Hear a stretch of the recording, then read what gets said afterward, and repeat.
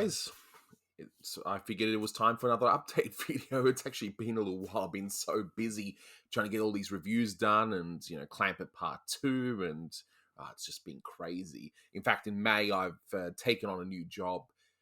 It's a temp job because we're going to have the Australian federal election for a new Prime Minister. So I'll be doing a bit of that work and, of course, the work on the channel and whatever else I need to do. But I just thought, give you guys a bit of a heads up as to what's actually going to be happening. And yeah. So, yeah, first of all, as I mentioned, Clamp It Part 2, I finally got that out. I mean, that took me so long to do. I mean, it's 2 hour and 15-minute video. And you can understand why I split the whole thing in two parts, the black and white stuff and the color parts. But look, I hope you all at least enjoyed that video, and it's actually done quite well. And I'm very proud of it. People are watching it, and it looks like they're enjoying it too, which is, of course, the most important thing.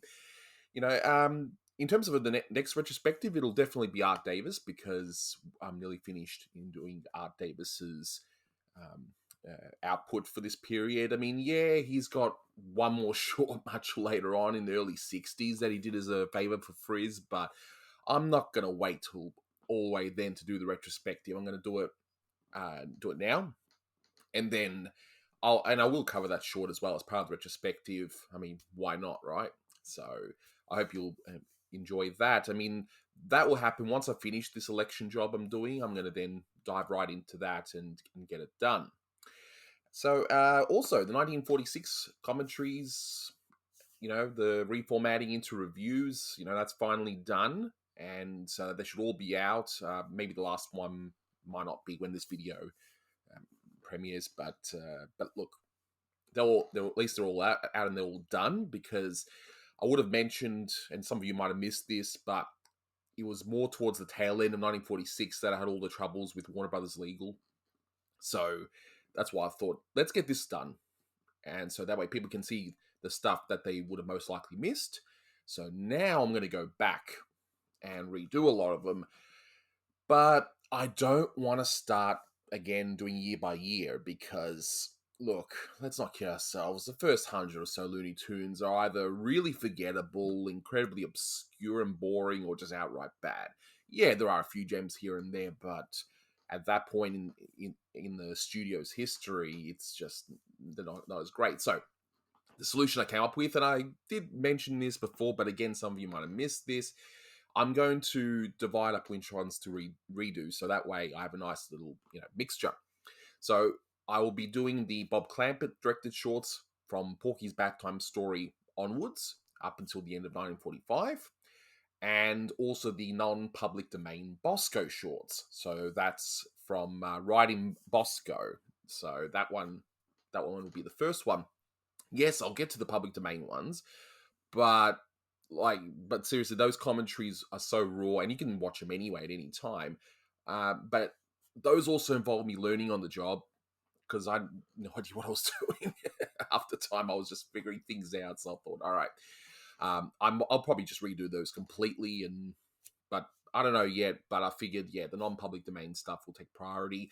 When I do the Bob Clampett stuff, look, I'll do the public domain ones at the same time. I figure might as well follow the whole directing career. So the idea is that there's going to be pairings of the obscure, average, or bad, and the truly great. So after this could be very much, the Buddy Shorts and Frank Tashlin. There could be early Friz Freleng and Tex Avery and stuff like that. It's not going to quite sync like that, because each director had different amount of shorts, but I want to get a nice mixture, because at the end of the day, if you don't want, I don't want to have it that it's all good and then I'm only left with all the bad stuff. I want to mix everything up. See, originally I was going to do Tex Avery over Clampett, but with Clampett, with the exception of two shorts, which are in the Censored 11, they're all restored, right? I mean, in fact, restorations of those two do exist, but, short of doing an Ocean's 11 in the Warner Brothers vaults, I don't think we'll be seeing those anytime soon. But with Tex, there's a lot that's still unrestored, and I figure, you know what? I just have this funny feeling there's going to be more Tex Avery restorations coming, either through MeTV or a Tex Avery Volume 2 through Warner Archive. no, I don't know anything. There's no rumors, nothing. It's just a feeling I have. So don't pass it off as news, okay? But I figure let's wait a bit longer for those, so then we can make these reviews looking as good as possible. So also with those earlier ones, especially the first 199 commentaries, I was solo. In fact, my good friend Fox and the Fix and I think the first one, first team up was the one that we did together for Porky's Duck Hunt, or I think it was one of those anyway. But I figure in going back and redoing these, I'm also going to add thoughts from guests, whether it's snippets from some of the retrospectives done, because I know that some of you just don't have the time, and some of you don't even have the interest in watching very long videos, and that's fine.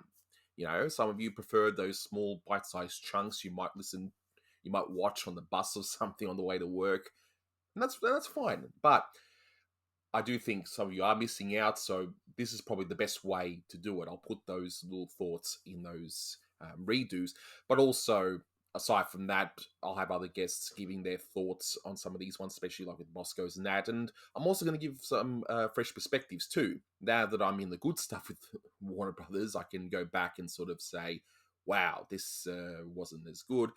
And I'll even, poke fun at myself as well with some of those early tracks. So, especially that one time when I said, oh, Warner Brothers are happy with what I'm doing now. Yeah, right. We all know how that turns out. But anyway, whatever. But I mean, some of you have actually requested the old commentaries. It's just an awkward thing. I mean, I can put them on something like Vimeo or whatever. But again, if Warner's finds out, they can still go through Vimeo and do a takedown.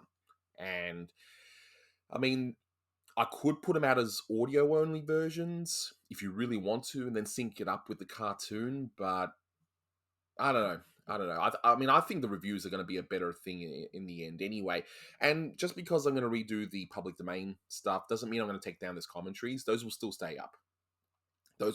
I'm just going to offer some new perspectives, fresh perspectives, and all that sort of stuff. So it'll be, pretty cool. So yeah, another thing as well is that you might be wondering, why aren't the videos as quick as they used to be?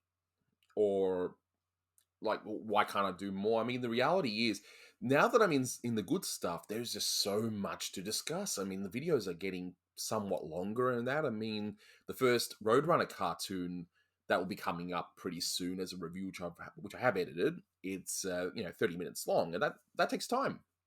It really does. So what will probably end up happening is, as I go through this real golden period up until I don't know, the end of 1953, less will probably come out because I'll be putting more work into these. If you get what I mean. So it's really after 1953 then the shorts will slowly be like average, or just I guess okay, or formulaic. Like it might be, yet another Pepe Le Pew, or yet another Foghorn, or whatever. So those will get quicker and quicker unless there's something really, really interesting that needs to be discussed further. There'll be those big gems like What's Opera Doc. I mean, yeah, it's been discussed to death, but it's a masterpiece for a good reason,